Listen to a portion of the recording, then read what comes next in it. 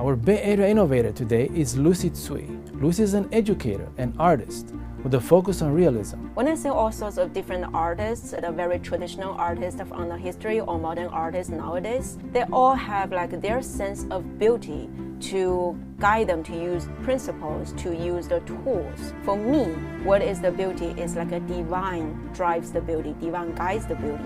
After attending the most prestigious arts academy in China and one of the top art schools in the United States, Lucy has developed a method and appreciation to learn and teach art with the best of both systems. When I was a student, I really hate people saying, just do it, you'll get it eventually. So when I teach my students, I would rather treat them like we are walking on the same path. It's just I'm a little bit ahead of them. I maybe works a little few steps ahead than them, but we are the same level. This is Bay Area Innovators, and I'm your host, Steve Espas. Lucy, welcome to our program. Thank you. Well, I want to start with your education. So you attended pretty much the most prestigious art school in China, the Central Academy for Fine Art. Yeah. And then one of the biggest academy, in San Francisco at least, Academy of Art University. So you kind of learned both the Chinese style and the Western style art and painting and the teaching methods. Mm-hmm. Can you tell us a little bit about the differences between the China University and the US one? Yeah, when I had the art training in China, teacher will ask the students to do things first with some explanation, but most of the times it just let you do it first. You don't need to understand why it's gonna help you, but just do it and then you will get it little by little. It's like you need to get enlightenment by yourself. Your teacher is give you assignment and they give you critique after assignment, just like that. And when I got to the Academy of Art University here in San Francisco, it's like they provide the theories ahead, like explain things clearly to the student, at least to me, clearly to me for the students. And then we do the projects and I definitely understand which project is for what purpose so it can train me. And that is the difference I experienced from the Chinese education and the American education. So now you're a teacher and you teach art at the San Francisco High School of the Arts. Yeah. Please tell us a bit about your teaching philosophy as you teach. I've been teaching in San Francisco High School of the Arts like for almost 5 years, including at the very beginning the part-time job. So I didn't get my art education philosophy that early when I first come to school to teach, but because I was a student, so I know when I was a student what kind of a teacher or what kind of things I want first. So in the school, it's like providing the very clear thing easier for the parents or students to see is the schools providing techniques like with the art, like teaching them chiaroscuro, do oil painting, and all those kind of things. They're related with the techniques. But all of those techniques, actually, they have a principle behind it, like the color theory thing, like those chiaroscuro stuff, so all of them. But what is behind the principle that support them?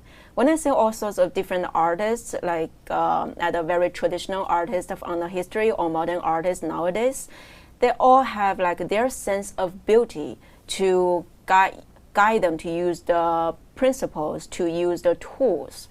And what is the beauty? I decided to choose like I am a Falun Gong believer, practitioner, so I believe there's a divine being overwatching me, at least.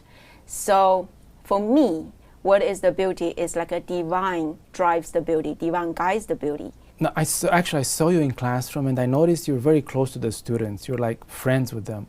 Tell us about the connection with students, how you teach them and how you have this relationship where you're like almost good friends with them. I think earlier I mentioned the difference between the Chinese art education and how I experienced in the AAU art education. Like when I was a student, I really hate people saying, just do it, you'll get it eventually. So it's part of my personal rebellion. So when I teach my students, I like to explain things clear to them first, and then let them to have those physical trainings like how to draw, how to shade. And also, I would rather treat them like we are walking on the same path. It's just I'm a little bit ahead of them, but maybe they're faster than me. They can reach my level really, really fast, or something other things, but we are all at the same path.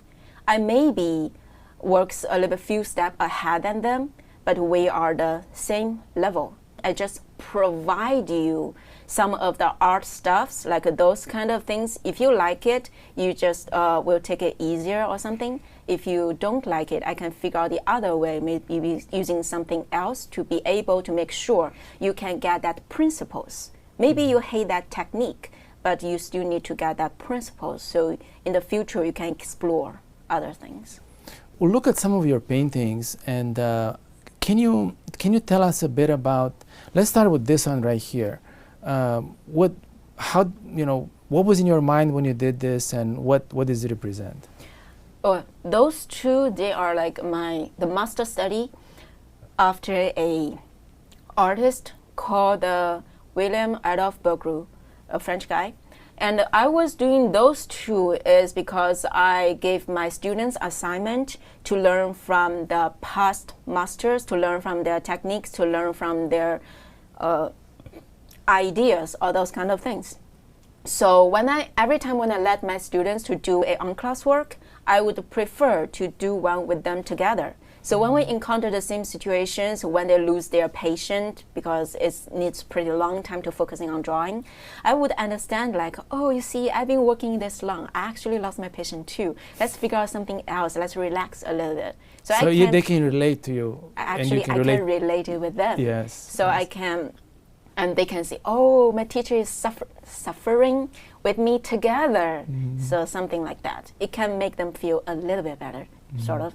So this one, I was doing this artwork with the middle schoolers. They are around the 8th grade at that time. I did make a little adjustment compared with the original piece, the photo that I can find online.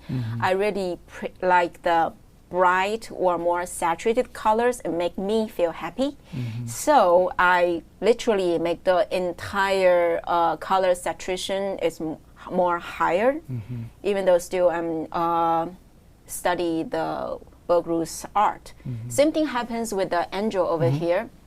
Like I was working that with the 12th grade student together. That's how it starts. But later I really like how to complete a bigger piece because it can help me to, I wasn't graduated from the fine art major at all. I was graduated at the storyboarding, which is related with the entertainment art, like movies or animation, those kind of things.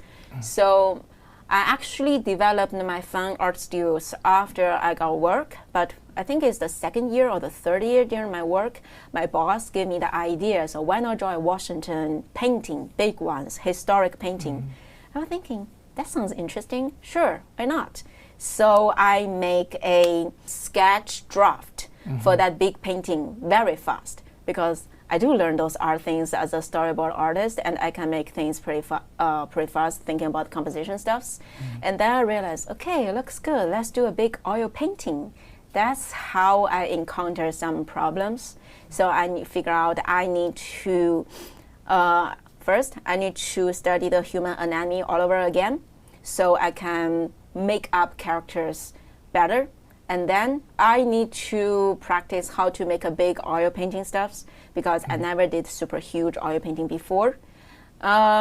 Actually, before Cupid, I was trying to do a big oil painting. The theme is also part of the Greek mythology. It's the Pygmalion make a statue, and he was trying to make a really trying to make a female statue and trying to think about to bring those good virtual things on her because where the Pygmalion lives, the entire city is at a chaos situation. So he wants to portray a perfect lady that represents the beauty in his own mind. That's in ancient Greece? Ancient Greek mythology. Yes. And because the goddess of beauty, Aphrodite, and touched by how he has these ideas, and also he really make the statue look good. So he made the statue turn into a real human, and Pygmalion married her. That's the story, the version of a story I like. There's a a little bit different version of the stories because it's an old mythology. So I tried to make that. Sort of failed, and then my students are trying to let my students to make a master copy big ones, and though eventually we choose this one, so I did this with him together.